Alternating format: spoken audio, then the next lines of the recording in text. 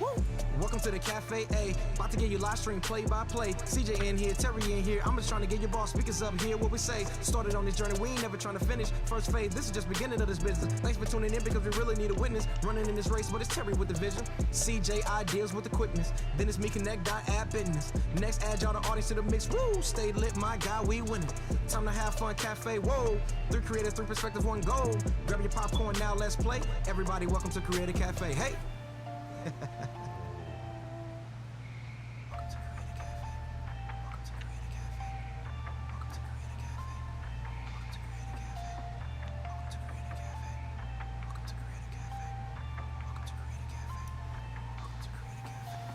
Welcome to the Caf3, about to give you live stream play-by-play. CJ in here, Terry in here, I'm just trying to get your boss speakers up here. What we say, started on this journey, we ain't never trying to finish. First phase, this is just beginning of this business. Thanks for tuning in because we really need a witness. Running in this race, but it's Terry with the vision. CJ ideas with the quickness. Then it's me connect, add business. Next, add y'all the audience to the mix. Woo, stay lit, my guy, we winning. Time to have fun, Caf3, whoa. 3 creators, 3 perspectives, 1 goal. Grab your popcorn now, let's play. Everybody, welcome to Creator Caf3, hey.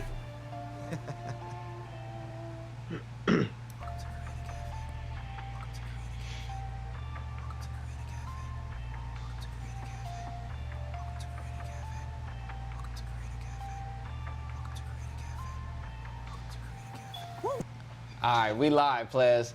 Oh, now, man. What up? Now, for some reason, I don't know why YouTube's trying to say it's a 720p stream. I mean, we look fine from the from what I see. I don't know if it's overloaded with 4 bodies, 4 people on here. Who the hell is that in the bottom right corner of the TV? Somebody hijacked our stream. Uh-oh, player. We got another player in the Creator Caf3. Snap. Look at that. We got, what, 15 people in here right now ready to go. So, maybe we should introduce our mans real quick. Well, let me introduce episode 4, okay? So, what's up, everybody? Officially, episode 4 of Creator Caf3 is online. Do you got some kind of soundbite, like people clapping or something that you can? Oh, play. Oh yeah. I got you. I got the clap. I got the clap. Do that. We in here, man. I just tweet that out. Here we go. All right, man. Everybody up in here, thank y'all so much for coming back to Creator Caf3. Welcome to episode 4. We got a special guest tonight. My man JD Tech TV is up in the building. We've been trying to get him in here, and he is finally in here. So y'all make sure y'all say what's up to JD. All of his social links are right there. Y'all go hit him up. Who doing the roll call? I think Devin. It's Devin's turn to do it. What up, y'all? All right, let me see here. Let me see who we got here. First off, JD, what's cracking, my guy? What's up, man? Thanks for having me on, guys. Hey, why don't you introduce yourself real quick before we do the roll call? Yeah, let the people know who you are. I just some dude that just doesn't make tech YouTube videos anymore, man. I hear he stopped. I heard this trash dude called JD Tech TV is like on this stream, and they were like kind enough to like give out like the little like sympathy me coming on, just like coming make me feel like I'm contributing and stuff because I don't make videos anymore. No, I have a tech YouTube channel, JD Tech TV. I haven't posted on there in a while. It's not dead, but it's continuing. It's just on a little bit of a hiatus. I started working with Jonathan Morrison over at TLD and the team at Sun Squared Media. For those of you that don't know, Sun Squared Media is the larger company that we all work within, and that manages TLD, also manages Kevin Kinson, and then we work with additional projects like John Rettinger as well. So it's like all like the larger company that Jonathan Morrison and also his business partner Josh Kinson, they all started Sun Squared Media, and then kind of manage all of the YouTube channels associated with that. So I'm a producer and a content creator for them, and just kind of work across all the channels. So that's kind of why I don't really do my own videos anymore, just because time. I'd love to be able to, but I'm having so much fun working on the larger channels and on the bigger stuff with the whole team that it's hard to come home and kind of do my own stuff. I know it's kind of a cop-out, but that's kind of the reality of the situation. In other words, JD Tech TV is the fucking man. Yeah, Is what that boils down to. it's a busy In case player y'all right like there. If you need a quick synopsis of what he just said, he's the man, is what y'all need to know. Hey, yo, shout out to Iconic Mods for the donation. Thank you, player. Thank you. I didn't even drop the link, and he already hit us with You got it. money in the building already? Yeah, I ain't even dropped the shout link. out to Iconic. Yo, and Iconic Mods, yo, shout out to you for the retweet earlier, man. We do appreciate you. Absolutely. All right, so let's see who well, we look got up here in this chat so far, man. All right, so we got my guy Alex Jackson. What's good, my guy? Alex, what up? Then we got Ashley Morrell. She's in the building every Hashtag week. She's wifey. stopping through, wifey. Then we got the Tech Leaks. What up? What up? Appreciate y'all coming back. We got yeah, Arts they is in the Fun. building. Appreciate you coming back. We got Matt Gisatana. I think I got that right. I don't know. I would have said it the same way. Matt G. We're just gonna go Matt G. Matty G. I like Matty it. G. We got Joan. Joan, what up? Appreciate you coming through. Joan in the building. What's Joan up, in Joan? the building. We got Versatile. What up? What up? Versatile, my dog, Meek. Let's see who we got. Iconic Mods. We got Iconic Mods in the building. Let's see who we got. Omar in the building. Met him at 368. Omar, what's what good? up, man? Oh, he in we here? got- What up, Omar? Yeah. Omar in here. We got Zwift Rebel is in the building. What up, Hey. Zwift? Let's see who else we got in here. We got my guy El Jefe Reviews. Oh, in the head of building. security. Head of Security up in security the in the thing, building. man. What's good, my guy? Let's see who else we got here. Did I miss anybody? Oh, we got Tech for Your Needs. What up? That always up in here. Always big supporter. Appreciate you. Who else we got? All right, that's pretty much it, man. So appreciate everybody stopping through. If you are watching this and you haven't made yourself known, just go ahead and drop us a comment.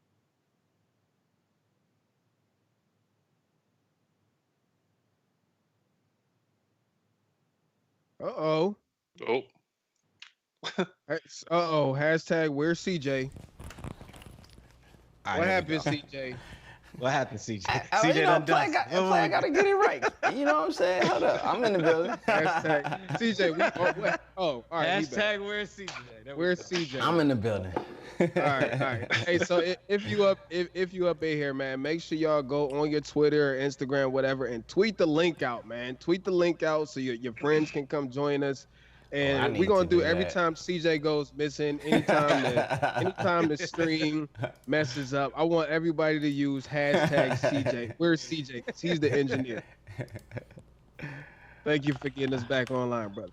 All right, man. So Oh, did where we do- go where do offline? start Is this? that what happened? It went offline? Man, we was offline for a For second. what? Like, I didn't even do anything. Oh, that'd be wild. All right. It missed CJ. That's what happened. Oh, man. YouTube be tripping, man. YouTube where's is tripping. I hear we got some stuff to talk about today, man. Yes, sir. Woo! Ooh, Good hey. stuff. All right, A so lot of this stuff came from last week, man. So, appreciate all y'all, man, for y'all comments. But we got some good stuff. okay, so what we gonna talk about? The first thing is there was a question for us, and this is a really good question. If you started Okay. over tomorrow, what gear would you have not purchased? Ooh, If you could start over tomorrow, what gear would you have not purchased? And it sounds like Terry is locked and loaded and ready to go. So hit him with it. what gear would I have not purchased? All right, I'm gonna give you a kind of complex answer, right? You should all let me preface by saying this. You can get camera gear really, really cheap. You can get cheap lighting, you can get cheap light stands, you can get all of that stuff. But usually with that cheap stuff, you end up buying it over again or buying more expensive stuff to replace it because it was cheap, right? It didn't last. So if I had to go back and like redo it, I would have saved up a little more money and bought better lighting. Like the light I use right now is the Amazon special, and it is literally falling apart. I wish I would have saved more money up front, put more money to it so that I didn't have to come back and spend more money to replace it or have to deal with mediocre hardware and mounting it up and jimmy rigging it all over the place. So I think if I could go back, like it would probably be my lighting. I wish I got better lighting. Does that directly answer the question or not? Yeah, you would have. Wait, you would have not purchased the Amazon light and bought something. That's the. Yeah, okay. Yeah, exactly. All right. Because all of my other gear, I mean, I don't have any gear that I'm not using. You know what I'm saying? gear that I've purchased, all of the gear I've purchased, I use frequently. So it's probably lighting, definitely lighting. Next up, All right, anybody else ready? All right, Go ahead. I'm gonna go. I think for me, man, I would have to say, man, my audio. I can't stress this. I can't stress it enough. When I first started, man, I went cheap. Now I know they say like, don't focus too much on gear and all that. Gear doesn't matter. I don't know, man. Sometimes I gotta look the other way and say sometimes gear do matter, because when I first started off and I look at like a lot of my videos, like my microphones that I was using this real cheap, like Terry said, Amazon special. And man, the audio was bad, man. It was real bad. And then, I upgraded, got, upgraded mic. I went the lav route and got into XLR inputs, that type of stuff, phantom power. And just the audio quality coming out of it, man, is night and day. And so, but yeah, I would have to say my cheap audio mic that I had. And then I upgraded to Rogue, and then, things kind of got good. And then SM7Bs or whatever they're called. Then the SM7B. So on and so forth. This was actually initially bought just for my rap techs. I wanted something to upgrade the quality of my rap techs, and I end up buying this mic. And then CJ got me into getting the audio interfaces, and I'm learning now. I'm learning now about Audition, how to record directly into your computer, and man, let me tell you, it is night and day. I literally recorded an entire rap tech last night, night and day. Oh, so you was in the lab rapping last night? Oh, I was in the booth, man. I had I had my scenery set, had the low lights. Oh, I was in there. Go back up there with that. Nope. Upstairs. JD, are you ready to take the floor on this one? Yeah. Are you still thinking? Okay. Sorry about my idiot dog bark. It's there's a lot. I think you guys covered the two of the ones that I wanted to say was don't buy bad mics. Audio is way more important than I ever imagined that it would be. Going back, I would come in. I mean, I would argue it's more important than the video camera that you have, because you could use your cell phone, and as long as you have good audio, you're going to keep that retention going, because people can actually understand what you're actually saying. I just told yeah, like it doesn't matter. Like cell phones are amazing nowadays. So like even like this like budget 10R kind of thing, like it works great. Like that's perfectly fine. I started with an iPhone 7 Plus, and I don't think I would go back and change that, because having the limitation of using a cell phone kind of helped me in a lot of ways. It helps you become like a little bit more creative, because you have to work within limits. So if you go out and you get like the top A7 III, G Master lenses, and you're going out and spending like a couple grand on stuff, like that's awesome. Your videos are going to look amazing, but that's not speaking or setting you up. If you don't have the creative gene anyway, before all that stuff, and if you're not practiced, getting the actual camera isn't going to do anything for you, because it's not the gear doesn't make the video. You make the video. Just the gear is what helps you. It's a tool. So you could use a cell phone and make amazing stuff, and be perfectly fine. Lighting was another thing. Buying multiple lights, just get one light, just one, like right here, like 45-degree angle, one light that you can change the color temperature on. That would have been really helpful, as opposed to me getting these like, Amazon special kind of stuff, as you say, where it's just like you turn it on and it's like at 110% brightness, like it's monstrously bright. You got to move it like way. YouTube saying that it said I had a bad connection from the beginning. I don't know why.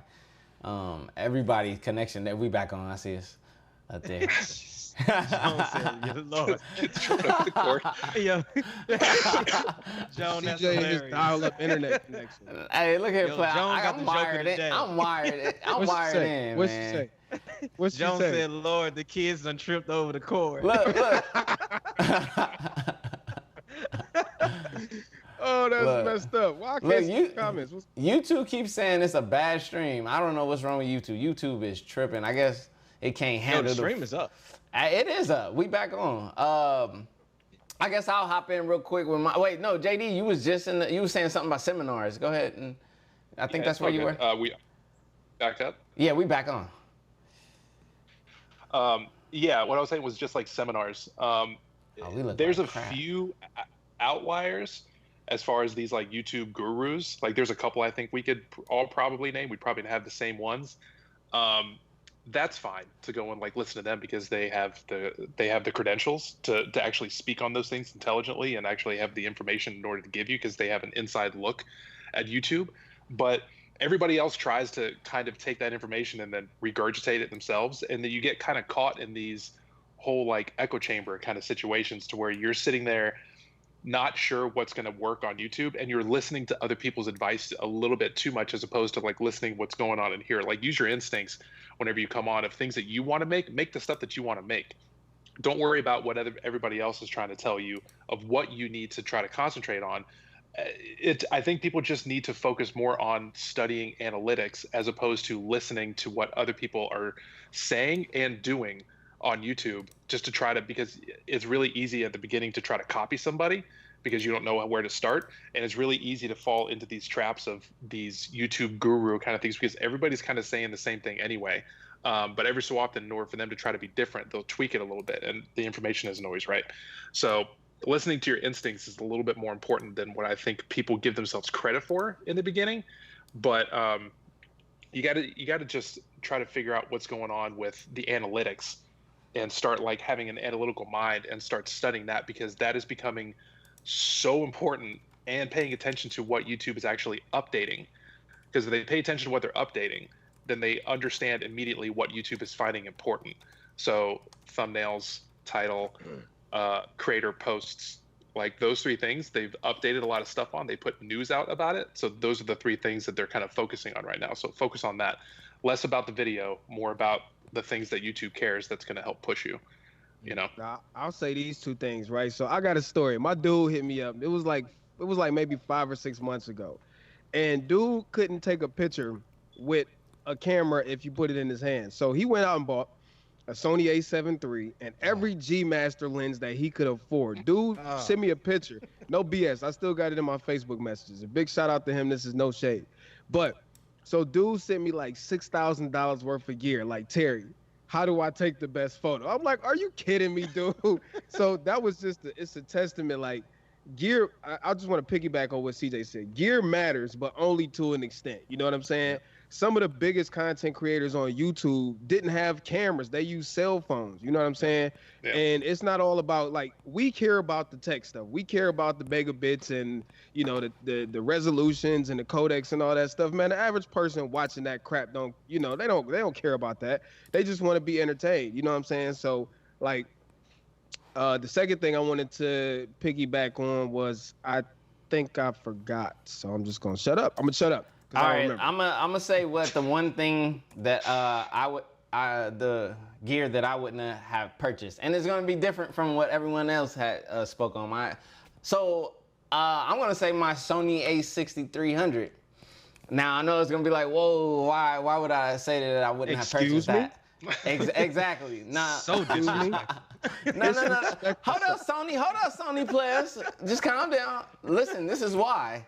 Because later on that year, what did Sony do? They released the a6500. Yep. What in the world? 6 months later, they released like a even more capable APS-C camera, and that would have been what I would have waited on, but I had no way of knowing that was coming out. So the points that everyone else touched on are the most important. Your lighting and your audio, number one. Those matter most because those are really gonna affect your video quality the most. So, yeah, but I wish I would have waited and got the a6500. One thing I remember what I wanted to say. So if you think about it, if you got a video where the visuals are super, super crispy, but the audio is crap, you're gonna turn off of that video. If you got a video where the video is crap, but the audio is good, you'll sit there and listen to it and still watch that video. So audio is very, very important. I'm about to upgrade my audio setup also soon. But yeah. So, hey, what we got to talk about next? We got to talk about money. We got to talk about money. YouTube money. So before we get to the meat and potatoes, let's Yeah, I'm gonna drop the links. I'm gonna drop a link real quick right now in the chat for those who want to support. It's the Proud to Pay campaign, like Nip did. You know, if you guys want to support and help us keep the lights on, help us keep the stream strong. You know, I don't know what's up with YouTube hating, but yeah, they gotta upgrade CJ dial-up connection. Oh yeah, please. Can we just take a second and just recognize CJ's lighting for today's man. It looks so dramatic over there, bro. Look, don't do what I do, y'all. Look, this is a different level light, you know what I mean? This is the later on light that you get. But I feel like a movie coming right after this. Definitely a trailer dropping somewhere. Yo, El Jefe, respect for the donation, man. El Jefe, keeping. Oh man, thank you, sir. Appreciate that, man. Now we can actually get on to the meat and potatoes, and that's the money. Hey, if anybody wondering what light this is the Aperture 120D. It's like a super cheat code. This is actually, like JD said, if you're gonna do one light, like this is the light, but it's not cheap. I ain't even gonna lie. So I'm not gonna sit here and like tell you guys to get that, especially if you're starting out. But this is the light. Once you get here, you're good. Spend the money. Stop it. Stop it. Tell them to spend the money. Look at that Rembrandt lighting you got. You got your nice soft light here. Nice Rembrandt light right there. You look good, man. It's a good look. Yeah. I'm with JD on that, man. Like if you can save the money, man, hey, that's the light to get, no doubt. Because basically what's gonna happen with another donation. Respect, brother. I'm sorry to cut you off, Ckid. I'm sorry. Paper. So yeah, man. Like honestly, man, I agree with JD on that one because, man, if you're gonna find yourself, if you buy stuff cheap, you're gonna find yourself buying more equipment that you're trying to match the light that you could have just bought one item one time, man, and been done with. And that's one of the things that I'm slowly learning. And that's why, like, before I actually buy something, I do a ton of research on it first before I buy any type of gear equipment. That's why I got my eye on that 16 to 35. That's why we're about to talk about this YouTube. We're about to talk about this YouTube money because y'all over here talking about how they gonna spend this YouTube money. Look at it. You know. Well, let's back up because CJ, the light you're referencing is how much, sir? And then Devin, that lens you want to buy is how much, sir? I won't even lie. This is a $700 plus light. It's not a cheap light. But look, when I first started, I bought a Savage LED set, and that was like $300, and there was 2 LED soft boxes. It was really for portraits, but I used that, and honestly, like after going, man, the 120D, man, hands down, has changed everything. But it's what, twice the price and some. So yeah. You know. So where you getting all this money from, CJ? It gotta be YouTube money. Yeah, that's what you would think, player. It's definitely YouTube money. I feel like we need to talk about that because so many people wonder, like, what's possible on YouTube? How much money YouTubers make? I get asked that question all the time. Like, how much money do you make from YouTube? And I think that's a great topic to talk about. Or what's your possibilities? Man, there's what you have the possibility to make, and then there's what you make on like YouTube. So it depends. There's different streams of revenue. We you know, but let's start off with YouTube. Okay. So we go ahead. No, Devin, go ahead. No, I mean, if we gonna keep it 100, like for me, I'm gonna be honest, man. Like YouTube, as far as the AdSense money. Hey, brother, my pocket's empty over here, brother. Simplify that, man. There might be somebody in here who don't know what AdSense is. All right, so AdSense money is basically so when you create as a creator. Oh, my bro, Crazy Rodzilla. Wait, hold on 1 second. Hold up, play, because there's money in the building. We got paper. Hey, we got paper. Crazy Rodzilla. Yo, shout out to my bro, man. I grew up with Crazy Rodzilla in LA, man. Yo, shout out to my bro, man. I respect, man. I appreciate that. Love, yo. Oh, man, big love out there. Give me my money. Thank you, sir. Yeah, so basically what YouTube AdSense is so there's as a creator, when you create videos, YouTube runs ads on those videos. They pitch your video to different companies or whatever, and they will place ads on top of those videos, and you get cut a percentage of that. And YouTube, they pretty much taking the big chunk of the pie, but they cut you a little deal in or whatever. And so basically that money is the money that you get placed into your AdSense account, and then every single month YouTube cuts you a check. So, hey, but y'all skipping something though. Like to get there, they gotta have 1,000 subs. Another donation. Yo, Joven 367. Yo, shout out. Yo, donate. Shout out to him. Appreciate you. Paper. But yeah, you gotta have 1,000 subscribers now, and how many hours of watch time? It's in the thousands. I know it's like 4,000. Is it 4? It's like 235,000 minutes or something like that. So is it? Okay.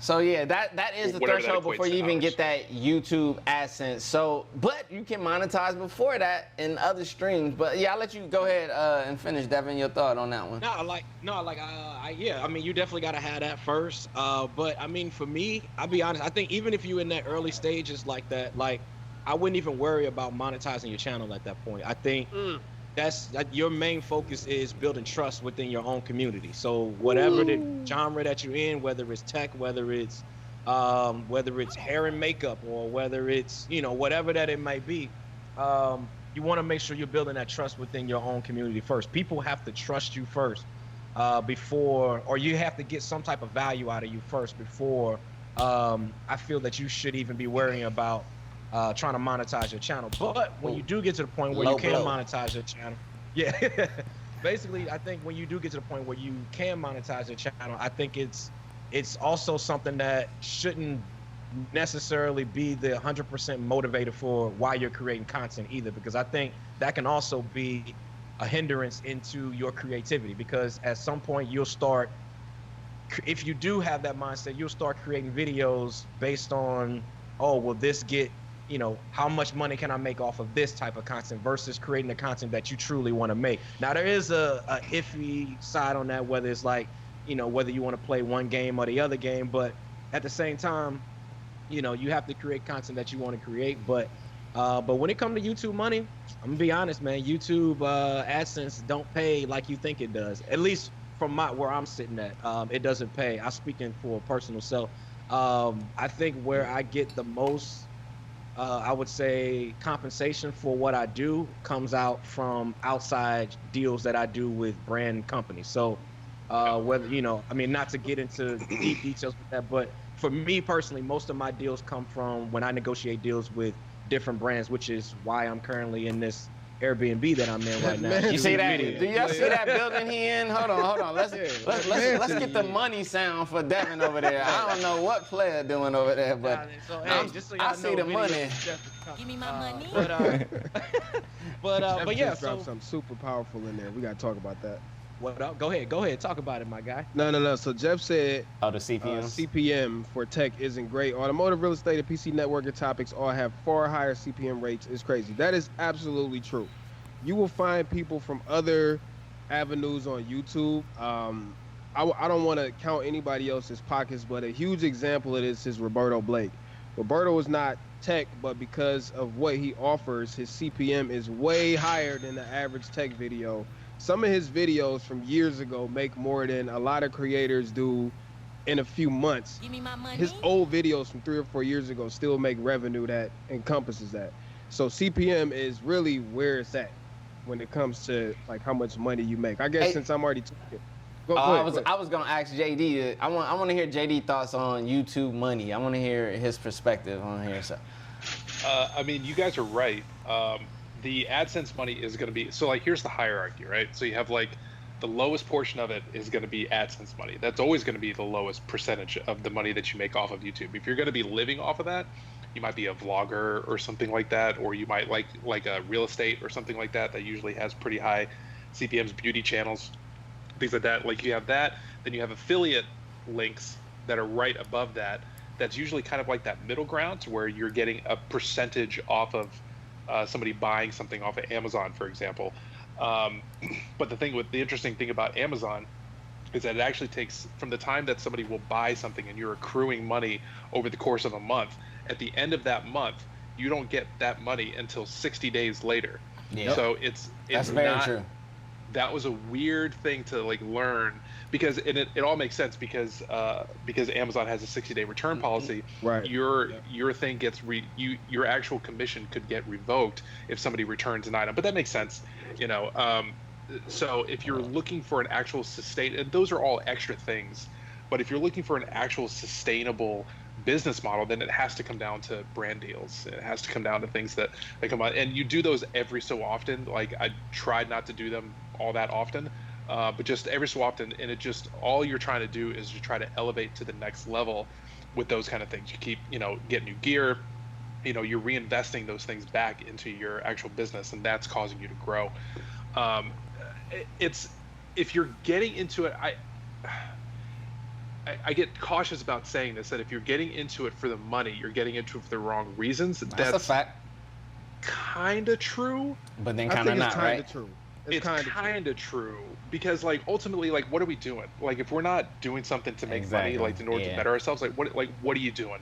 You know, so that's it's kind of a popular thing to say, but like not really. Like, you need to be honest about like the differentiation between somebody who's trying to get rich and famous, and then somebody who's just trying to be prosperous with something that they're passionate about. Like, there's two different types of people that try to get into YouTube and stuff. If you're over here, if you're in this rich and famous kind of thing, sure, there's going to be a few of you that are going to like stand out, and like the Logan Pauls of the world, like they're that's going to happen, you know.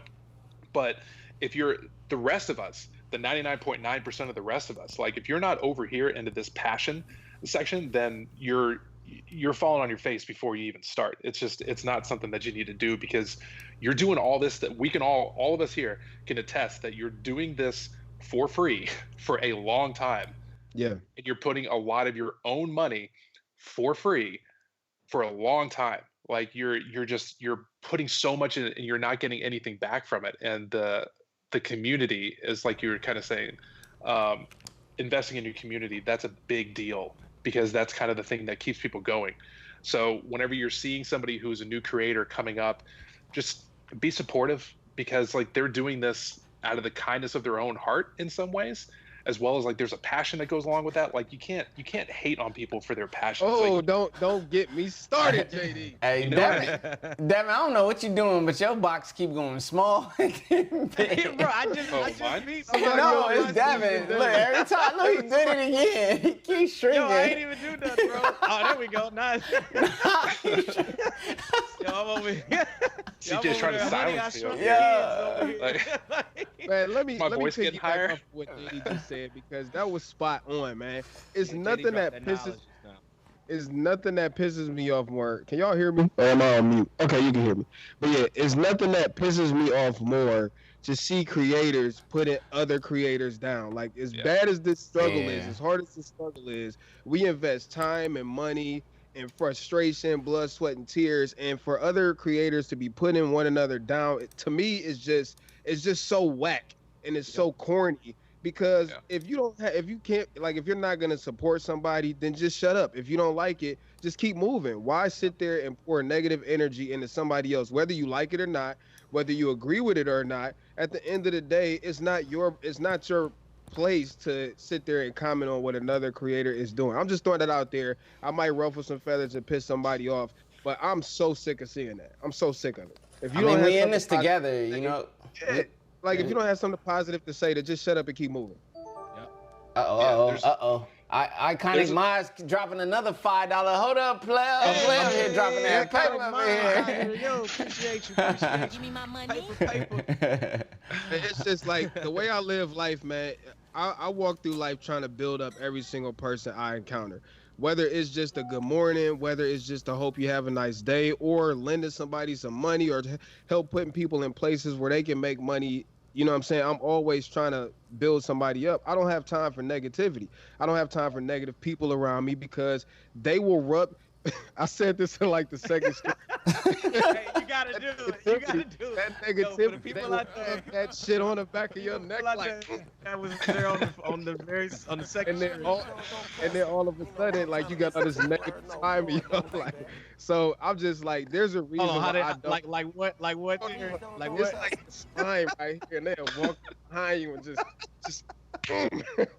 right on the back of your neck, man. Man, why is Devin? Yo, Devin, every time I fix your box, it's just, bro, I don't know what's up with Devin. Devin connection is bogus, man. What's going on? It's not a zero-sum game. Some think another success hurts their own, which is absolute facts. There's enough views out here for everybody. There's enough money for everybody. There's enough opportunity for everybody. So the fact that people sit there and get mad at other people because of their opportunities or because of the moves they're making is just childish, and it's honestly it's just immature. Yeah, there's a special kind of person that comments on a YouTube video. Like if you're either like giving praise, which is great, and that's really the only thing that you should do. But there's something mental, like a negative comment. I used to get so upset about that because I took it so personally, because all this media that we make, it's so personal, and that's such a big deal, and it's very a vulnerable thing because you're putting your art out there in some sense for other people to judge you. There's almost something like mentally wrong with somebody who like sits there and like sees something and then takes the time to go down to the comment section and say something completely messed up, mean, just hurtful. Like it is a problem in their head. So like if you think about it in that way, you kind of, there's almost a point to where you start to feel sorry for haters in some way. To you kind of go like, hey man, like you got something else going, like something else is going on. It's not just you. They're not just mad at you. Like they're mad at other things. So they're bringing that jealousy, like anything like that. Yeah. JD, El Jefe put a story in here. He was like, JD didn't have to answer my email when he had no clue who I was, but he took time to help me out. I'll never forget that. I emailed 6 people. JD was the only one that responded. Well, sure. But I mean, he's given me praise, but the man is potentially the kindest human that is on YouTube right now. Not potentially. Biggest fact. Yeah, so big fact. That's one of the reasons why I rock with El Jefe big time, just because off of the fact of dude has just been genuinely nice since the very first time I had my first interaction with Jeff. So yo, big shout out to El Jefe. Shout out to the head of security in this joint. Yeah, big facts. And if you're not subbed to El Jefe, player, look, I'm gonna tell you right now, go smash that sub button, because my bro is legit. He's real genuine in his tech reviews, man, and he's just a genuine person all around in this tech space, man. Big respect to El Jefe, man. Yeah. So let's get. Oh, go ahead. I'm sorry. I was about to say, if you feel like you have a ceiling of how many people that you can subscribe to, and you already subscribed to me, unsubscribe to me. I don't make videos anymore, and go subscribe to me. That's why JD don't have a /YouTube under his name. To be fair, I make YouTube videos. It's just he definitely does. He definitely does. He makes videos. I actually have a few. I got something that's sitting back there that I need to make videos about, but it's all kind of like over in that section. But he actually makes really dope videos, super crispy, man. He over there on Team Crispy over there, so you know it's legit. Very crispy. Yeah, back to the YouTube money thing. Like we always get sidetracked when it comes to haters. I just hate damn haters, man. But back to the YouTube thing. I think it's smart to not, like, even if you are on YouTube trying to make money, it's smart not to put all your eggs into one basket anyways, because YouTube could go down tomorrow, and if you're like just relying on AdSense money, you might be a sitting duck, man. So I'm a big advocate of, getting into affiliate marketing. I'll just be transparent. I don't make a ton of money from YouTube. You know what I'm saying? The money I make from YouTube is gas money or, food money. I don't make a ton of money from YouTube. I have had some pretty big deals when it comes to brands, like Devin said, but like, I got a friend who does a YouTube page, who has YouTube, and he makes a considerable amount of YouTube money, but he also has a huge channel. You know what I'm saying? I don't make a ton of money off of YouTube. Yeah. I think my biggest, I'm gonna put it out there, okay? I'm gonna put it out there since ain't nobody else gonna do it, just so people understand. He about to drop I'm about to drop the bag. But just so people understand what's possible from YouTube. This is not something that happens all the time. You'll get smaller deals, you'll get bigger deals. The most I've ever gotten from one engagement from YouTube was don't tell them. Don't tell him. Don't tell him. Don't tell him. Should I say? All right, look, we got. No, we it's gotta fine. go. You can't. No, just kidding. Should I say it? Should I say it or should I not say it? It's up to you, man. You said you was gonna say it, player. Let it go. Right. Hey, don't get bucked now, man. Don't get scared now. The most I've ever gotten from YouTube in one engagement was about a little over $4,000. You know it's a lot when he starts scratching the back of his head. He said he was gonna give it to us and hit us with the shimmy. You know, you come on, player. Hey y'all, I just gotta apologize for Devin Box. I don't know what Devin doing over there in I swear on I'm not Team doing that, Airbnb man. over there. Everybody else Box staying the same size. Undershirt This you is got not on. CJ. This is not CJ fault. Undershirt. All right. Man, I'm a Kuda Matata over here. This church is, man. A Yeah. Box out here, man. Now I'm you're over here right, looking Ashley. like Big He trying to Hero take 6. over the whole stream. He trying to get his box to be the full square. I see what's going on. I'm over here looking like Big Hero 6. Hold on, man. Let me. Oh yeah, I see his screen, man. You tripping over there, Devin? Bro, I ain't even doing nothing. That's the crazy Man, that's that undershirt you got on. That tight undershirt you got on. Hefe said he make we more go. money All right, on now affiliate we and the good. commission deals than AdSense. I think most For sure. creators I agree to that. is same here. Like I encourage you, like if you're an upcoming creator, to get involved in as many affiliate programs as you can, as long as it's something you believe in and that you like, because you'll make more money off of affiliate commissions than you will AdSense Yeah. Hey, let and me, I was also kind of as a whole.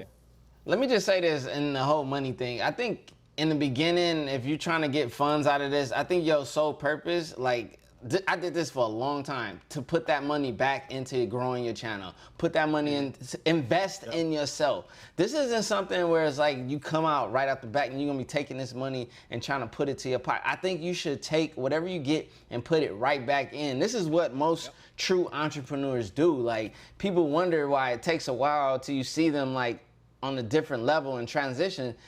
In the beginning, it's all about taking that revenue that you accumulate and putting it back into your channel. I did this, I continue to do this like consistently. So it's not even so much like, what do you make out of YouTube? It's like, what do you put in to this? Like, are you investing into the future growth of your channel? Or are you in here trying to make a quick buck and run? More than likely, the quick buck and run, you're not gonna get far. But if you have the sacrifice and the determination to actually take those funds and put it back into your channel, then you're really investing into your brand and your growth. So I just want to throw that out there. I got a small spin on that, and this is for people who are continually. It's nothing wrong with gear chasing, right? If you got the money and you just love gear, it's nothing wrong with buying new gear. But from a business perspective, like a lot of people, you see it, you know, people tweeting it all day, who want to buy new equipment and want to buy new cameras. Like, before you make that purchase, start thinking about, how is this gonna up my value? You know what I'm saying? What is this gonna allow me to do that I can't do with the current equipment I already have? Hold up, Because you're doing this for free. Terry, you're doing you this right. for free. Terry, you right, but we also are tech nuts. We I get that, we but that's enjoy what I'm saying. There's this nothing wrong with this splurging. tech It's thing. nothing wrong. It's And I think a nothing part of a lot of people in this tech space do it so that they could get their hands on certain tech. And you also get to have a platform and actually, you know, can monetize your love for tech. So, you know, I'm with Terry, but I'm also gonna play the devil advocate and say, yo, you know, hey, have fun playing with the tech that you can. Hey, but I also gotta say, like, to jump in there, like, I also gotta say, have a plan too. Like, if you don't, I would say, just don't go out here There and go just Devin splurge again, and, man. you know, Look, I don't went big again. Oh man, what I'm doing? No, but I would just say, man, like, have a plan with what you actually are buying. Like, don't just go out here and just chasing every product that you see come out or whatever. Like, have a plan in regards to how am I going to make that money back, or how am I going to do something that's going to help me generate money from me getting that piece of tech, or me getting that new camera, or that new whatever. Or even if there's like a trip or something that's coming up, how am I going to actually make that money back? What am I going to do? Have a plan. Just basically be intent about what you're doing, and not just being free. Now, again, like Terry said, if you got it, hey, by all means, It's hey, nothing wrong go with out. that either. Nothing wrong with it. But Nothing wrong with that.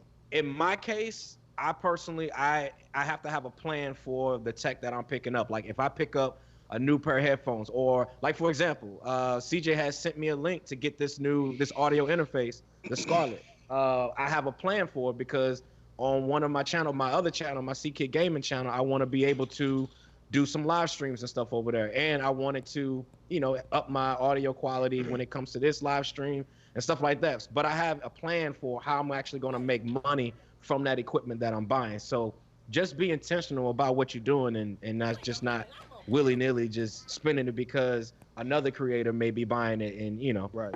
So And just that's my have a thing. plan. So Tech for Your Needs said that you can upping your gear can help you upgrade, lead to better outside projects. Yeah, I'm not disputing that at all. Like I said, the reason I say this is because there's a lot of people who complain like, yo, I don't have money, but they're constantly talking about, I need a better camera, I need a better this, I need a better that, when you don't really have to do that stuff. You know what I'm saying? What the best tool you have is the best tool that you can get your hands on. And if you can afford to do something, like if you're in a situation where you can't spend a lot of money, or you are a YouTube creator starting out, it's not always the best to just go cop the best gear you could get a hold of every single time something new comes out, because it's not going to do anything to A, make you more money, or B, up your production value over what you currently have. So that's all I'm saying. If you just buying just to buy it, and the hell with it, just buy it. But if you're buying it for the sole purpose of convincing yourself that it's going to make you more money or anything like that, then you really got to step back and reevaluate. Do I need to buy this, or is what I have good enough? That's what I was trying to say. Yeah. All right, let me add. Big thing with go ahead, JD. Sorry, take the floor. Sorry, player. I'll jump in real quick. Take the floor. Like exactly kind of what Terry was saying was that he said something that was something that we say around the office a lot. Is this every decision that we make? Is this, we have to ask the question, is this going to get us one more view? And when you break it down, you have to think about it on a business level. When you're breaking everything down, like, sure, we want to make cool videos. Sure, we want to make something that's entertaining. Sure, we want to try to up the production value. We want to make cool looking things. Like, that's always on our mind, and that's just kind of a creative's thing that's always there. So you have good intentions with making the best thing possible. But if you're talking about growing a business, if you want to talk about the dirty side of it, of just the business that nobody likes to talk about, you have to ask yourself something. Is this going to get me one more view? Is this piece of equipment? Is this lens? Is this light? Is anything that I'm doing going to get me one more view that's going to get me closer to having larger subscribers, to having larger influence, therefore more money, and just be able to facilitate this passion that you have to continue to grow. So if you have this camera, if you have this phone, there's no reason why you need to go out, and this is all you have. At the start, you don't know what you don't know what you don't know. That's the big problem with like starting out, because everybody is sitting there at the beginning, and me included. Whenever I started, I was like, oh, I need a DSLR. Oh, I need a mirrorless camera. Oh, I need a cine camera. Blackmagic was looking cool. All this like different kind of stuff. I didn't understand any of that stuff. I didn't understand cameras. I didn't understand lenses. I didn't understand any of the stuff that went into what made a good video.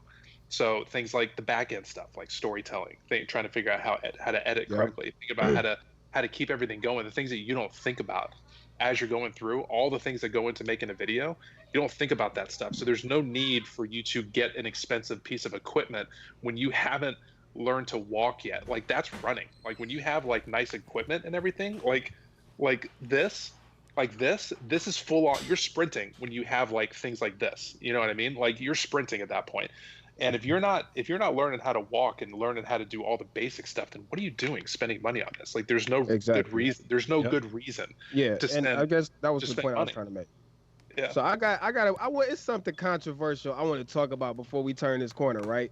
So I saw a couple cats on Twitter the other day, and I don't converse with negative stuff, but it is something that I thought was something that would be interesting to talk about, since we talking about gear and money and stuff like that. So, all right, so it's this new camera I want, right? I want to go into Best Buy. I want to test it out. I want to do it on my channel. I hit BH up. They ain't hit me back, I hit XYZ up. Nobody wants to send me a camera. I can't really afford a camera. But what I can do is go to Best Buy and get the camera and do my review and then take it back.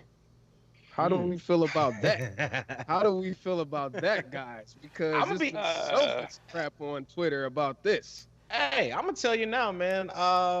if we gonna be 100, like a lot of these, like some products that I do buy, like I said, I'm very, very smart with my money. I work hard for my money, so my objective is to keep it. So for me, let's say for example, you know, a new phone comes out or whatever, and let's say I may not have the need for that phone, or I may not necessarily want the phone, but I do know that it's a phone that everybody is talking about. And I'm not going to go into like brands or companies or anything like that, but like I just think that I've definitely done that. I've bought phones before, did my reviews on them, or did some testing on them or whatever, and I've returned them. I'm not ashamed to say it. I think it's okay, because I do think there is a point where I will get to a point where I am sent out phones.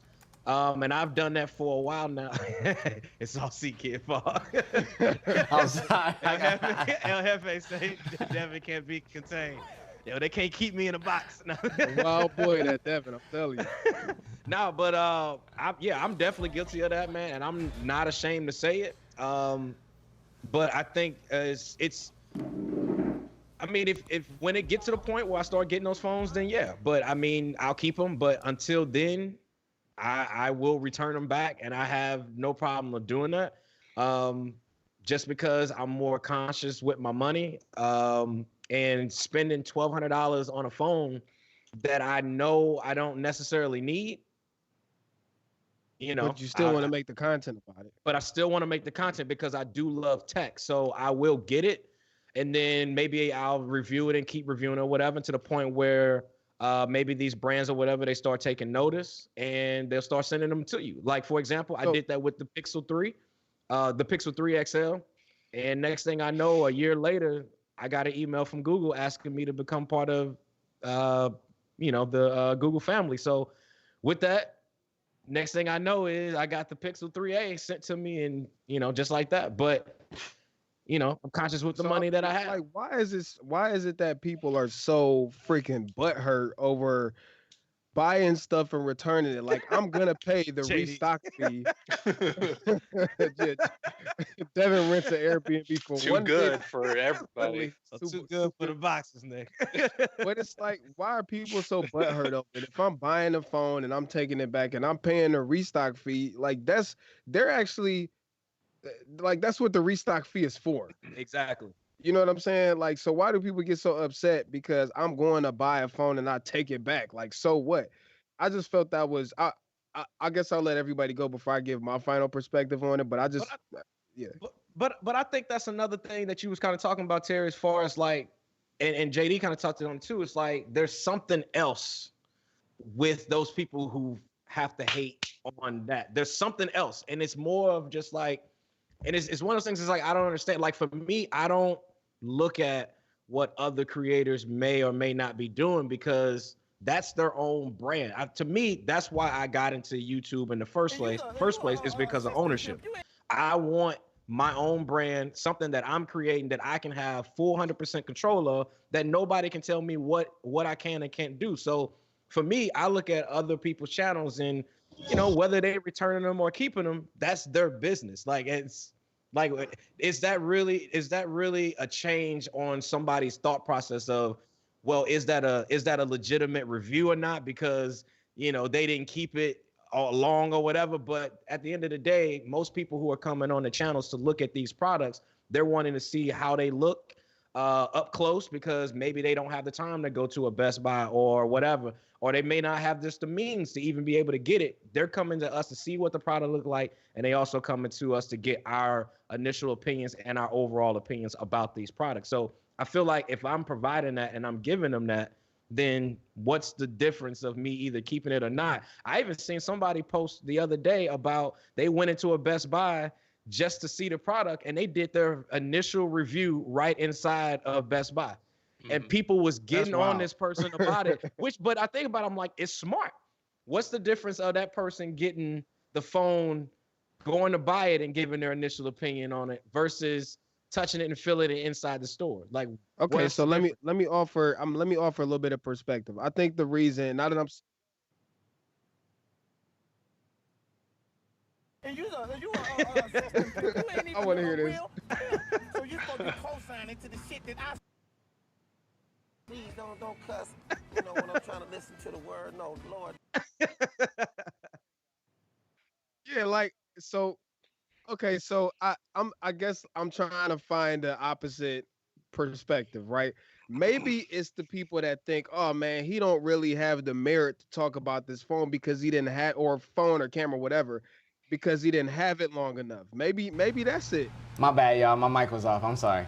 They said that I didn't have no audio. I'm sorry, y'all. But, basically, what I was saying is I'm going to play this soundbite for those people who be in other people's money and business. Y'all heard it. It was the assistant. You know, I'm going to play it one more time. Assistant pimp. You ain't even a real pimp.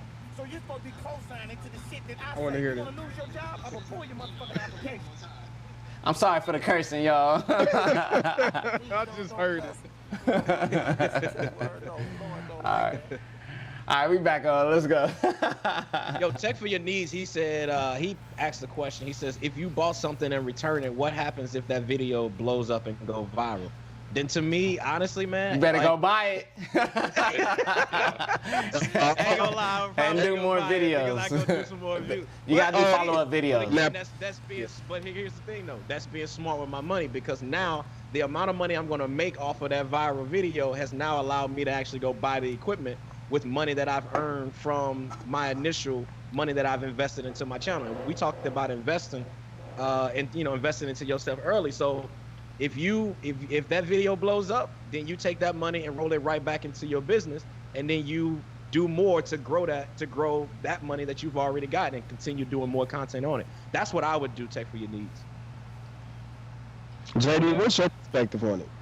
I mean, I did a lot of that stuff in the beginning, to where I bought something and returned it. I don't really see that big of a problem with it. I think just the goal was eventually to get to the point where I didn't have to do that.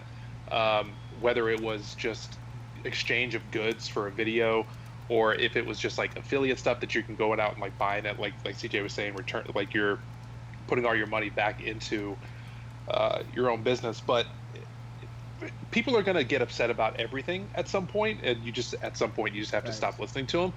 But if you think about it, if you pull it out, if you do a review for a phone for Samsung, say like the new Samsung like Galaxy S10 comes out, you go and buy the phone, you do a review on it, it blows up, and you take the phone back, the investment the actual revenue that the company is losing off of that one return is minuscule for the amount that if that video blows up, you're actually creating a lot of positive revenue that's going to go back into Samsung. Right. So you're actually doing them a favor in like a weird workaround way. Like, I don't know if I could say that it's, if you break it down ethically, I would say ethically it's not technically correct, but it's a necessary evil.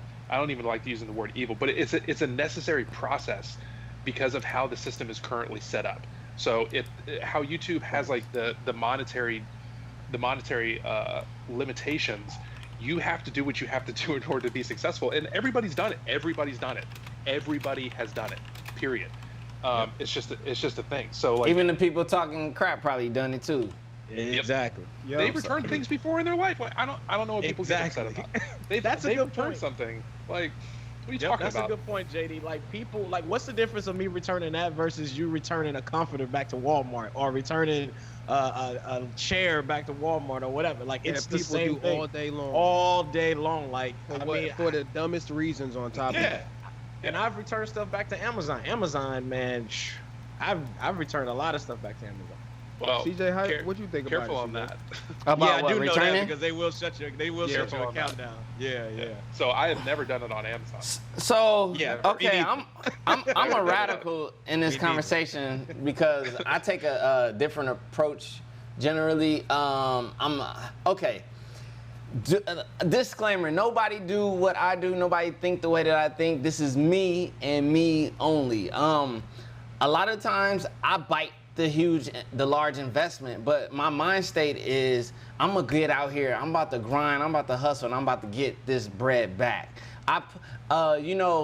One of the things I've learned from a lot of successful people is when they put their back against the wall with no other choice, that's when they perform the best.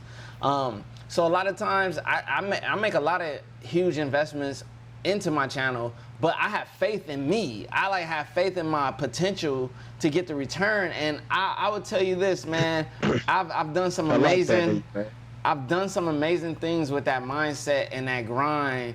And man, I can't even explain it, but this is me. Like I'm not promoting this because this is not the typical or the average thing to do, but this is how I do it. Like I grind, like I go hard and I push myself to get that return of investment, just like I think all entrepreneurs and anyone trying to grow a business should do. But I'm being more risky, and that's just kind of how I am. That's my nature, that's my build, that's my DNA. It's not for everybody. So I throw out that huge disclaimer, player, because y'all ain't coming for me. You ain't finna go run up and get in trouble and come back here and thinking I owe you your paper. No, I am not giving you. So look, so just do you, but that's just my mindset. Like that's that hunger mindset. Like if I spend this money, I'm gonna make my money back by any means necessary. I really like that. And that is a risky strategy, but they also say if you want to win big, you gotta play big. You know what I'm saying? Hey, very true. All right, so before we turn this final corner, man, CJ, go and drop the links in the chat. Oh yeah. Let me get up over here. Let me see. That CJ been kind of slacking, but that's all good though. We're gonna pass the collection plate around, player. No, I'm saying. Proud to Pay campaign. If you want to support the stream and the knowledge that we give, y'all can go ahead and hit the link. And you know what I mean. Respect to anyone who wants to help. Yeah, we go. Hey, this is part of the biggest reason why we got JD in the building, player, because we got a knucklehead. Y'all already seen how knuckleheaded Devin is. His box won't even stay in the box. He over here tripping, man. You know what I'm saying, man? So he won't play his position, and now he over here So Devin's on a MacBook Pro. He's on Apple. Here we go. He's on Mac OS. By the way. He's on Mac I'm gonna have to OS. change my battery. I'm gonna have to change my battery out for this one. Hold on. Wait, hold up. Look, he's not listening to that. Look, he's about to switch the battery. Listen, I gotta switch the battery on it. So he's on Mac OS and he will not use Final Cut. He is being stubborn. He's trying to use Adobe Premiere Pro, which does not optimize or use Mac OS and the hardware of Apple at all in the most efficient way at none the least. So let's talk about that. That's why we got JD in the building to speak some sense into our brother. We trying to have an intervention. Well, Devin is gone, so we gotta wait. You see what he did? He tried to sneak out. As soon as the heat got put on, he opened. Everybody hashtag. There we go. They crashed. We back. I had to switch batteries, man. Been filming all day. Okay, Devin. I need to give you, first of all, I need to be fair, because what Premiere has done recently in their most recent update has increased the speed for Premiere a lot, especially on Mac. Are you talking to 2019? Yeah. Okay. They've done a lot. Apple did say that Premiere was on board since they announced the Mac Pro, so I don't know, maybe they've worked out their relationship. I have no clue. I'll say that. I'll give before I go into this, I'll give Premiere, they did a really good job in their last update. It's gotten a lot faster. However, even with that, in comparison to Final Cut Pro, trash. It's trash. Hold on. Oh man. It's like, why take a flight of stairs when you can take an elevator? Oh dude? Man. But what happened when the elevator broke, player? What we gonna do? Man, get out of here, dude. Anything else? Oh man. It's just, it's all right, man. Even if they made it better, right? From an intuitiveness perspective, it's trash. So you're saying, all right. So y'all, both of y'all, JD and Terry and CJ. So y'all are saying. Wait, hold on. I didn't call Adobe trash, but you know what I mean. I'm gonna point this to JD and I'm gonna point this to Terry. So y'all saying side by side. Let's say Premiere Pro is 100% optimized for MacBook. No. We going on hypothetics. So let's say hypothetically, it is matched side by side, speed wise, it's optimized, all of that. I can do all of the same things, like as far as the exporting times and all of that. I don't have to worry about no crashes, none of that. Are you saying that Final Cut Pro overall is a much better tool than Adobe Premiere as Who far wants as to what go you can first? do in it. Who Yes. wants to go first? Because I'm about to cuss Devin out. All right, I got it. I'll go. I'm not saying that all Adobe is trash because I use Lightroom, Photoshop. After Effects is amazing. Just like Premiere. Just Premiere. nothing messes with After Effects. Like Motion is awful in comparison to After Effects. Like the best combination is Final Cut, After Effects. Those two things, it's the best thing ever. However, yes, Final Cut, if you have it side by side, if the performance is exactly the same, side by side, Final Cut is preferable for me for multiple reasons. Now, I'm not saying that this is an objective. It's not an objective truth, but it's more of a subjective one. But although I have to be fair on that, but although if you choose to do otherwise for these exact reasons, I don't understand your mentality. Like we can't be friends, but like lose my number for sure. But so you can do the exact same thing. You can do the exact same thing in less keystrokes. So not only are you faster, so you can do the exact same thing in less keystrokes. And how is your like quarter quality playback working for you, by the way? For 4K, my timeline. Bro, What? Quarter quality playback in order to get like full, like in Final Cut, like you just import stuff and then you're going through and then you just press the space bar. And by the way, how about not being able to use the space bar to play? But you can. I can use space bar to play. you can do that here. now?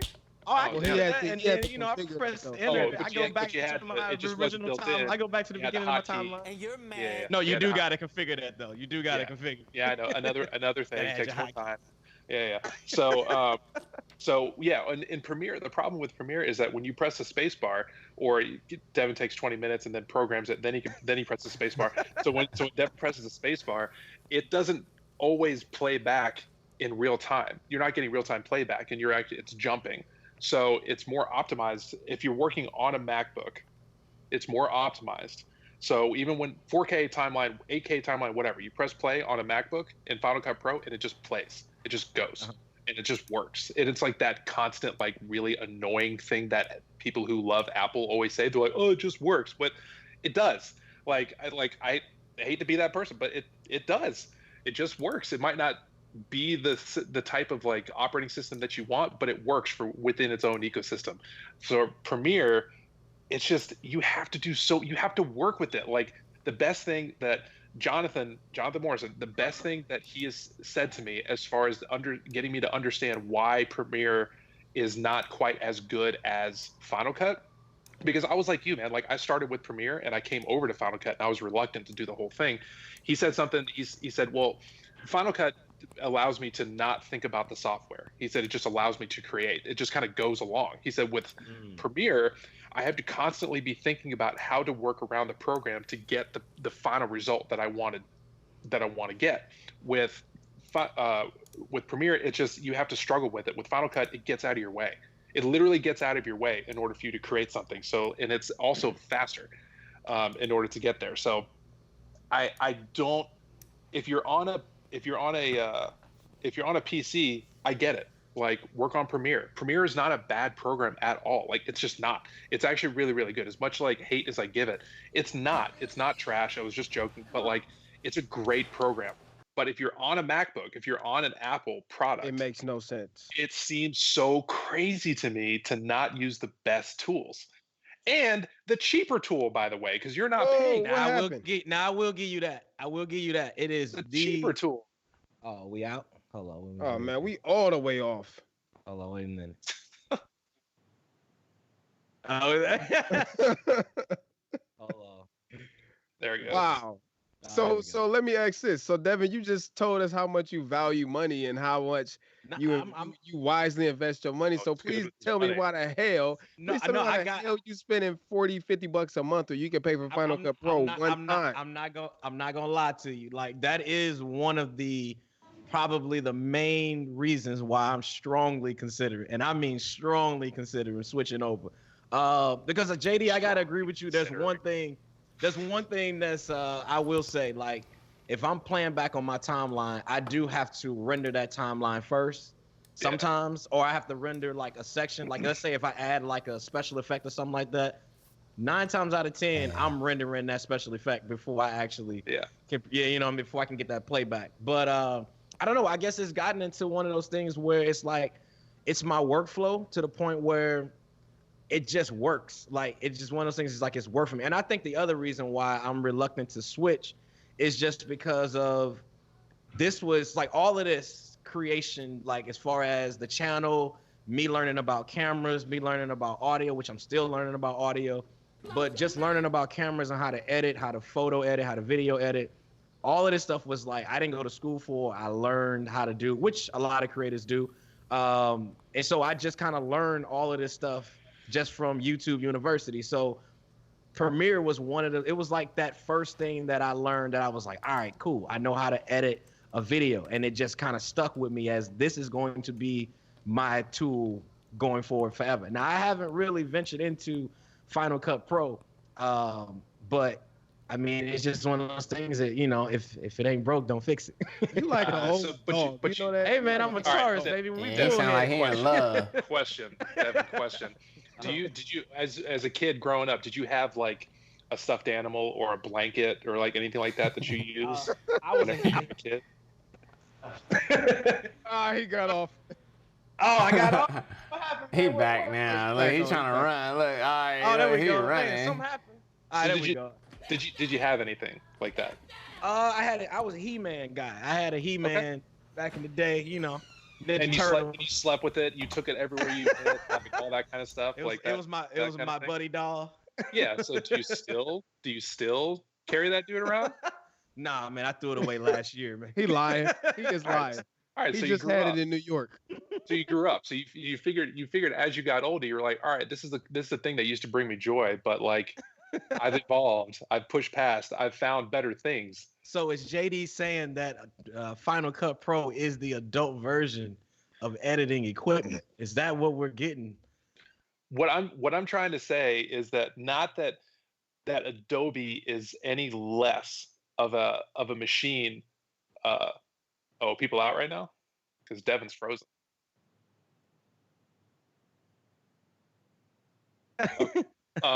No. What I'm trying to say is that it's not that Premiere is a bad program. It's not that Premiere is not something that's used in Hollywood. The majority of Hollywood uses Premiere. You know, so amazing things come out of that. It's not like you can't make amazing stuff with Premiere. But what I'm trying to say is that when you get to the point where you're trying to figure out how to streamline your workflow, you talk about workflow, bro, you're going backwards in a workflow right now. Like if you're like, just because you're comfortable, like stop that. Like that's nonsense. You're saying that you're used to the workflow. Well, that's just being comfortable.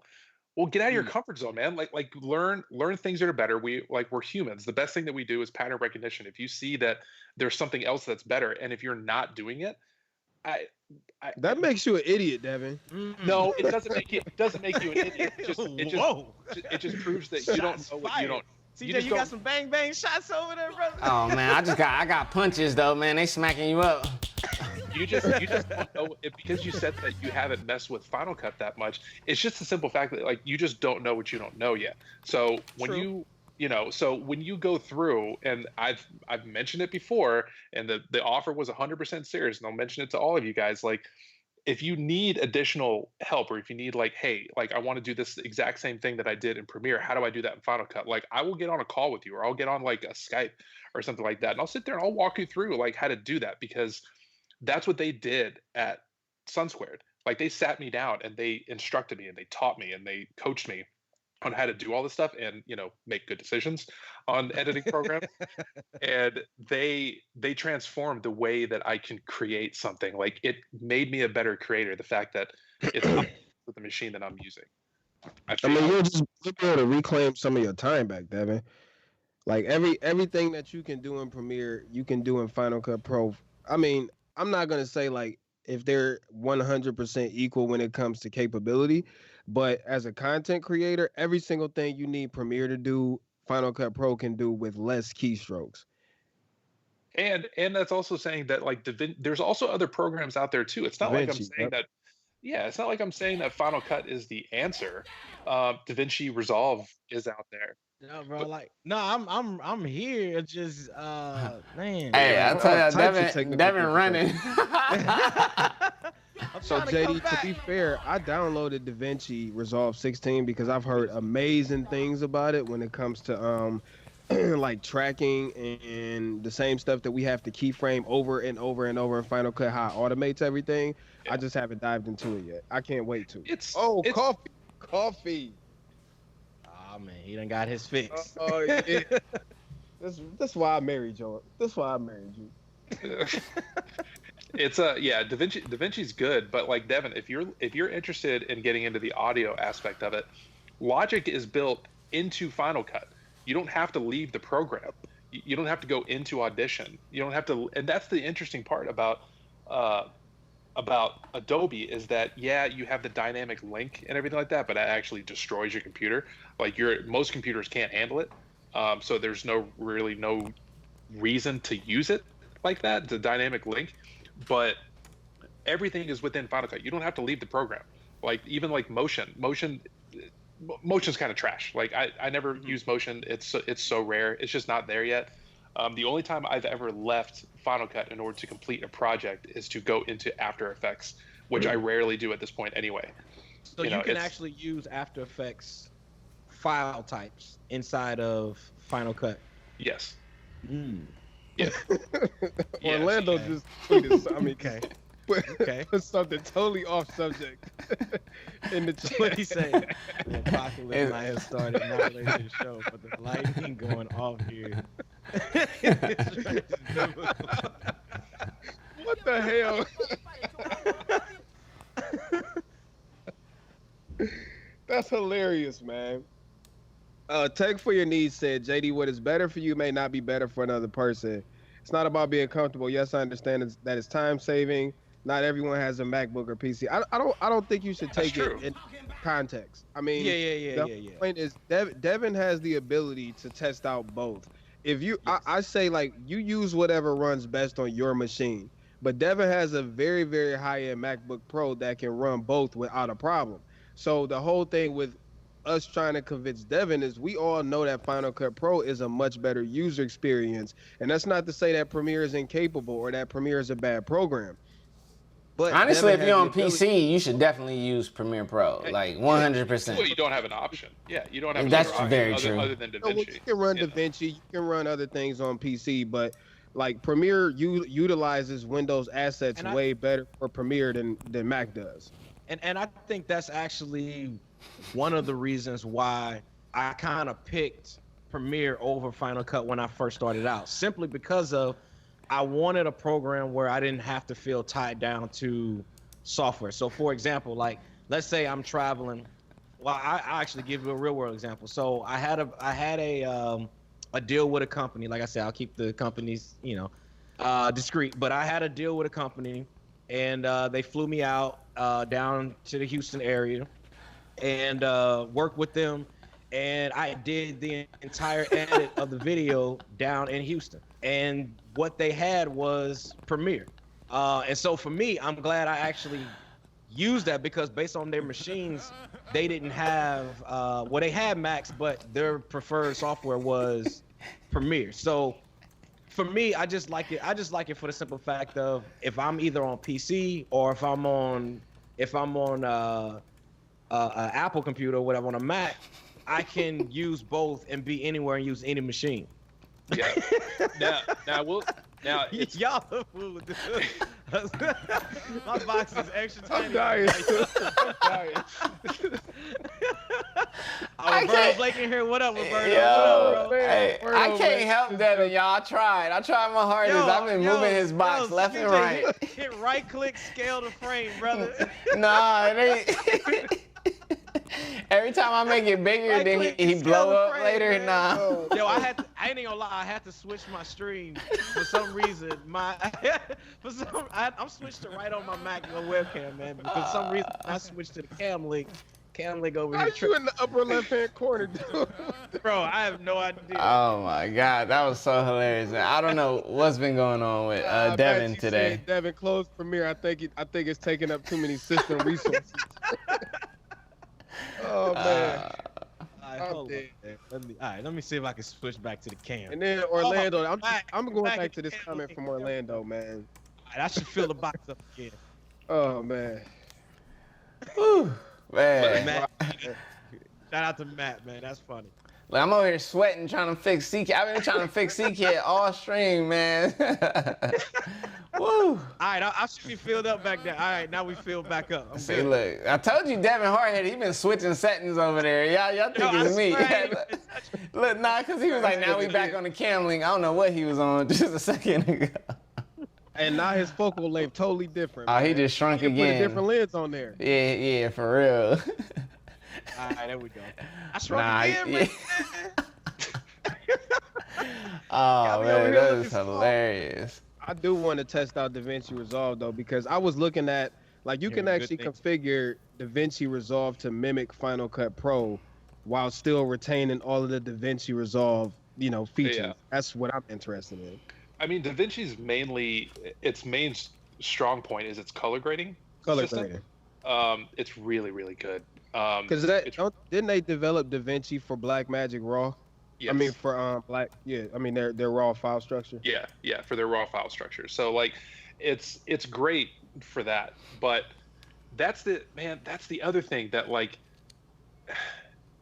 to go back to like what like Tech for Your Needs was saying, that yes, I understand the concept of like what is good for me isn't necessarily good for everybody. I'm not so big-headed to think that like I'm right 100% of the time. I'm right maybe 2% of the time about these kind of things. But when you break it down on a level of what is the most optimized solution for somebody and the highest speed, like you have to pull back and you have to look at it from an actual like point by point perspective.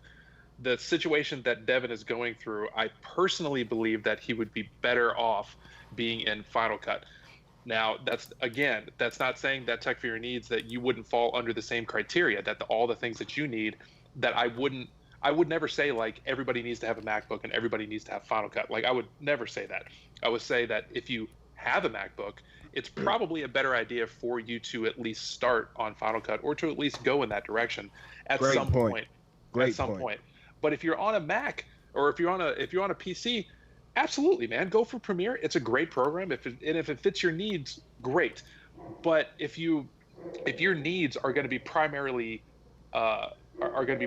Premiere, that's not necessarily a bad thing either. Because something that Devin said was that he was able to. What's up, Sarah? Devin, what are you doing, man? Bro, I swear. Oh my God. Do it, man. Oh man, I quit. Oh, man.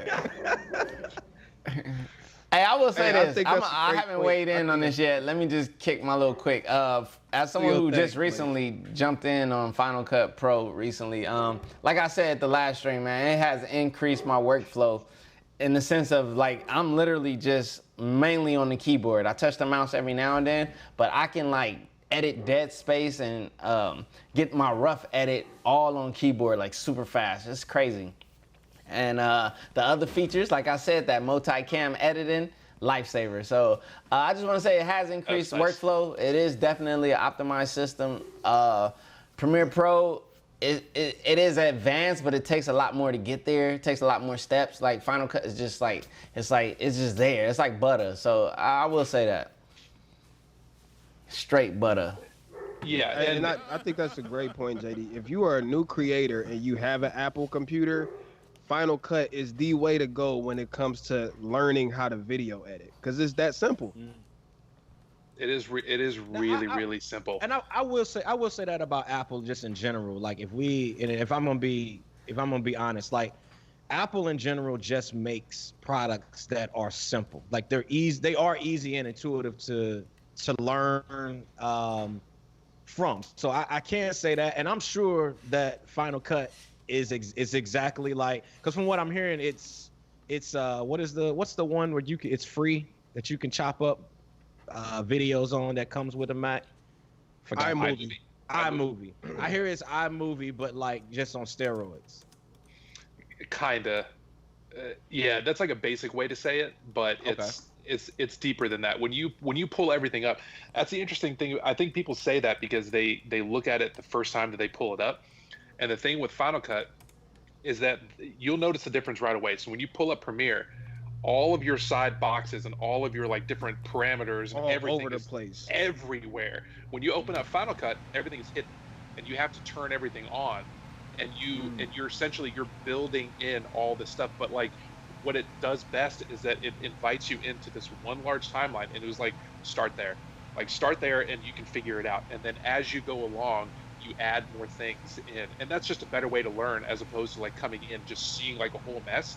And that causes people to kind of go the other direction sometimes. Not saying that happens all the time, but like there's an anxiety that goes along with learning something new, and you get overstimulated and stuff. Final Cut's a lot easier. It's easier on you in that way. What did you write, Terry? Oh, Terry, what are you talking about? My grandma stuck in the closet. Grandma stuck in the closet. What are you talking about? Oh my gosh.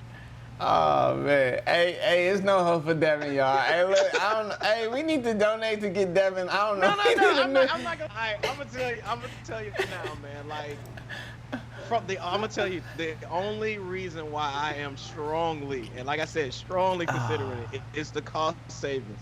That's really it. Like, I love Premiere, man. I love. You just the old dog stuck in your ways. Hey man, hey, I won't lie, I haven't canceled my Adobe. I have not canceled my Adobe Suite. Full transparency, I haven't. Like, I'm gonna be honest, I love it. Like, it's just, I don't know, man. Like, I just love the integration between all the apps. Like, I can just save my stuff. It just copies right over. Oh, you can save your stuff. Oh, it saves it? A Control S.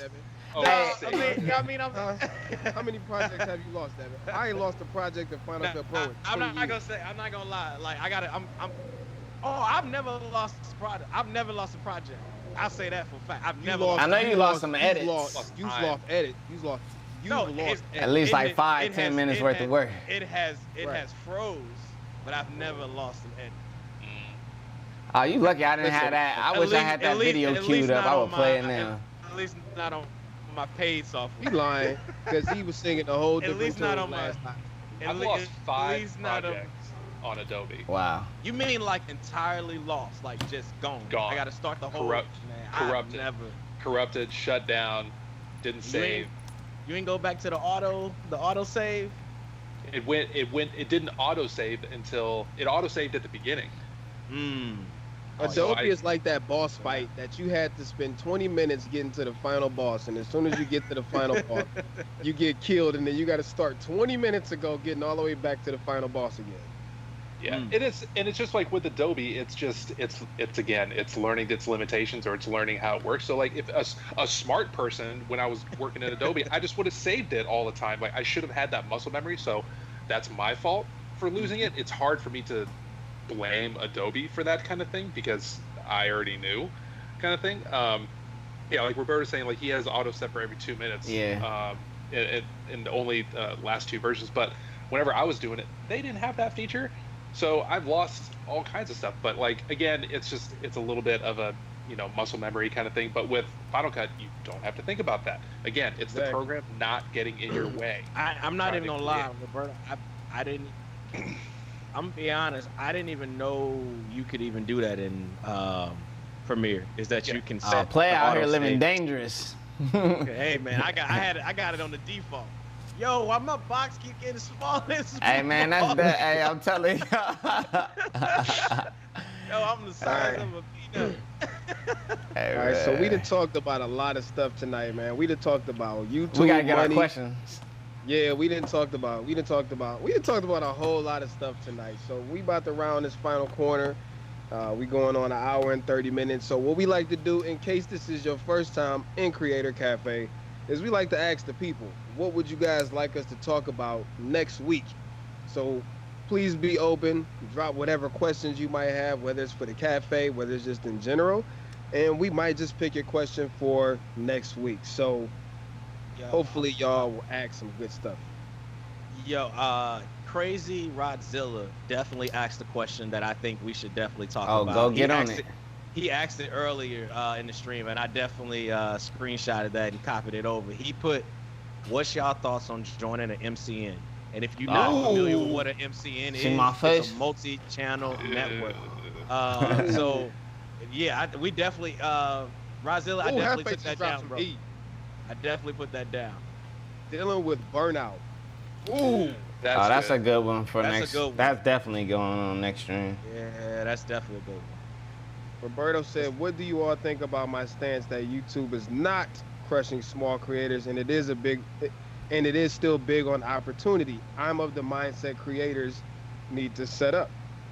That's a great topic to talk about. Nah, I got data. I got data to back up what.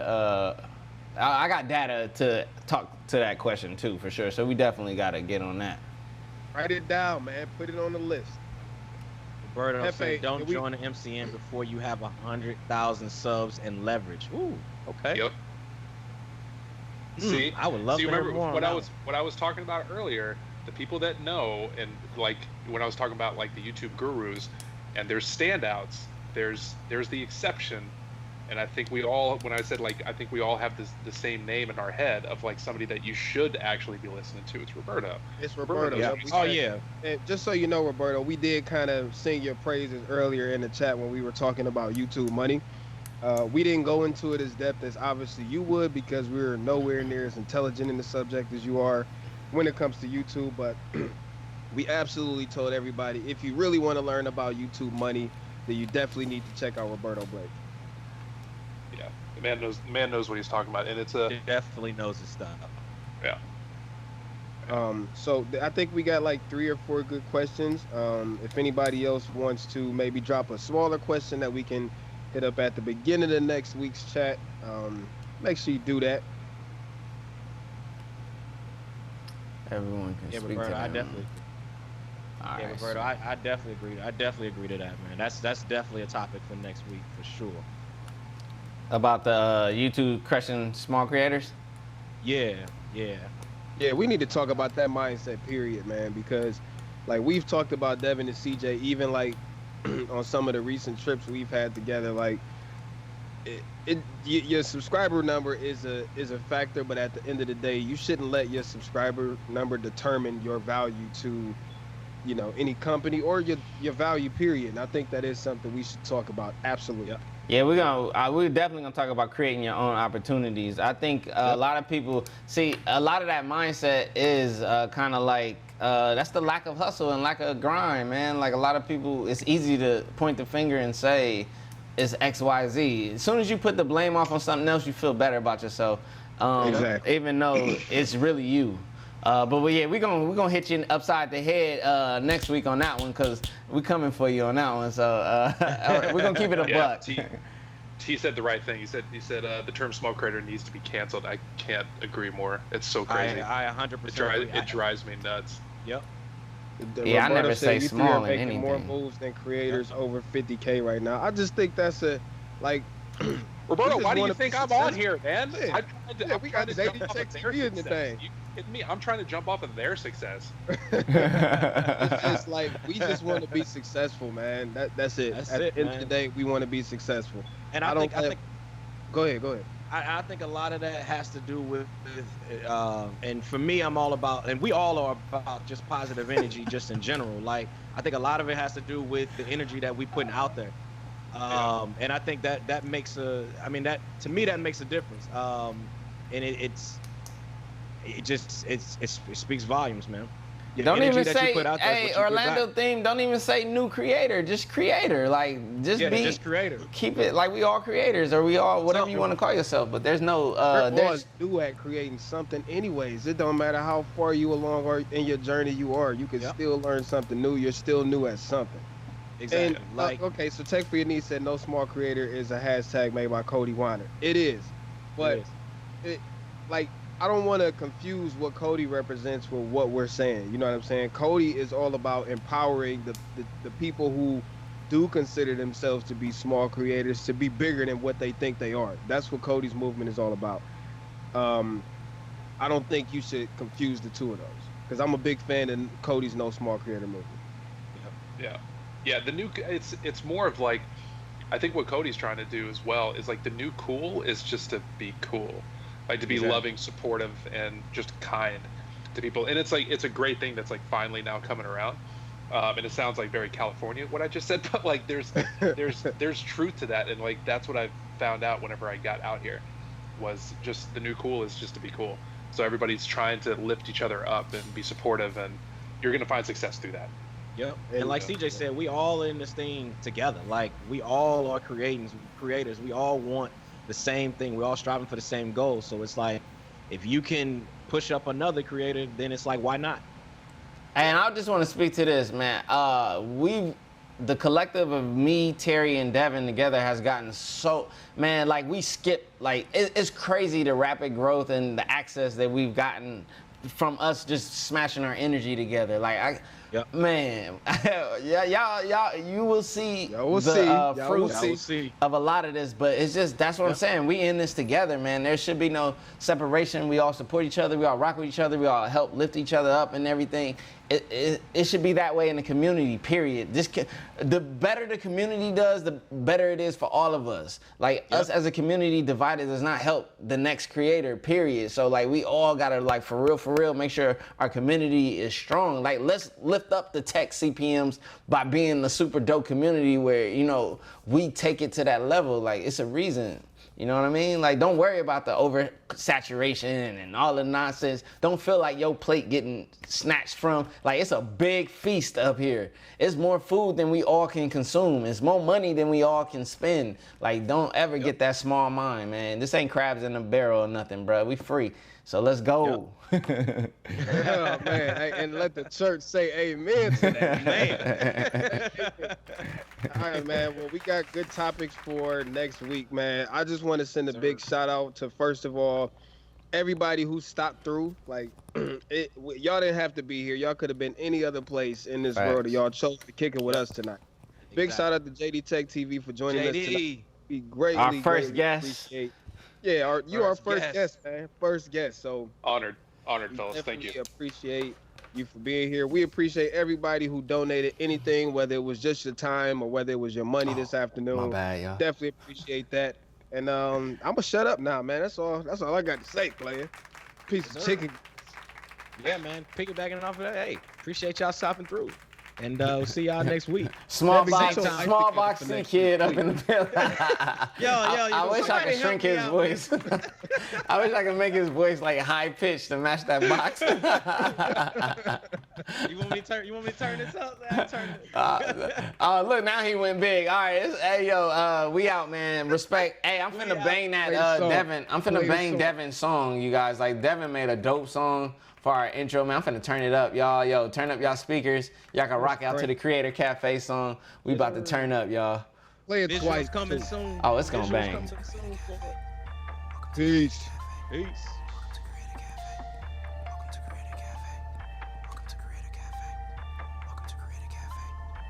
Hey. Welcome to the Cafe A. About to get you live stream play by play. CJ in here, Terry in here. I'm just trying to get your boss speakers up here. What we say? Started on this journey, we ain't never trying to finish. First phase, this is just beginning of this business. Thanks for tuning in because we really need a witness. Running in this race, but it's Terry with the vision. CJ ideas with the quickness. Then it's me connect, add business. Next, add y'all the audience to the mix. Woo! Stay lit, my guy, we winning. Time to have fun, Cafe. Whoa! 3 creators, 3 perspectives, 1 goal. Grab your popcorn now, let's play. Everybody, welcome to Creator Cafe. Hey!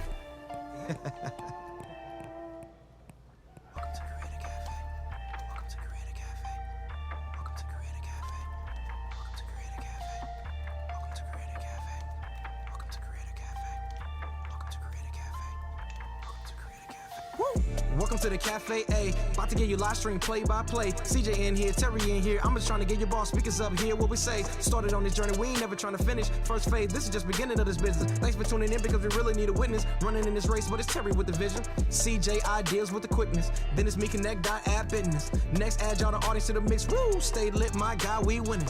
Time to have fun, Cafe. Whoa! 3 creators, 3 perspectives, 1 goal.